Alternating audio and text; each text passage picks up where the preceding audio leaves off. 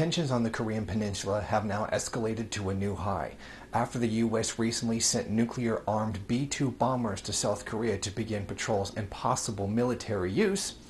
The DPRK has announced that it has now been given final checks and final clearance to use nuclear weapons against U.S. bases should a war actually break out. The Pentagon has already issued a response to this action. They have announced they're going to place several anti-missile batteries on the island of Guam, where a major U.S. military base for Marines exists right now, which is the closest position the U.S. has on its own land as opposed to the occupations of Japan or South Korea.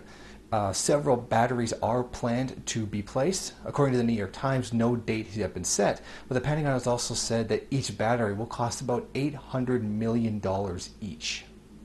The DPRK is not the aggressor in this situation, despite the claims made by the Western media. Nuclear weapons have already been placed in South Korea within striking range of North Korea as a threatening act. North Korea has responded by offering its own weapons against legitimate military targets. In the past, we have seen that the U.S. does not strike military targets with its nuclear weapons. As with the bombings in Japan, they were against civilian population centers. The DPRK has announced that it will launch nuclear weapons against military bases. U.S. military bases, not civilian centers. And I think this is a major difference that needs to be pointed out. The DPRK has every right to defend itself. Already now, despite the overwhelming lies among the mainstream media and even among the so-called progressive and the so-called left media, people are starting to understand that the U.S. is the aggressor in this situation. More and more Americans, although slowly, are starting to come out and say that they don't want a war with North Korea. And why would the American people want a war with North Korea? The average American person has nothing to gain from such a war. There is no threat to the American people from the North Korean people.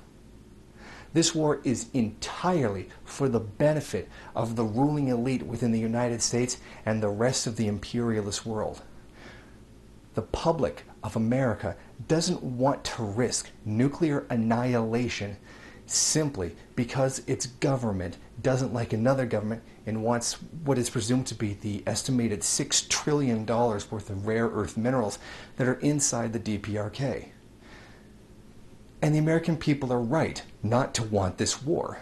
They shouldn't want this war. It will not benefit them in any way. This will not benefit the people of Korea. This will not advance the possibilities of reunification at some time.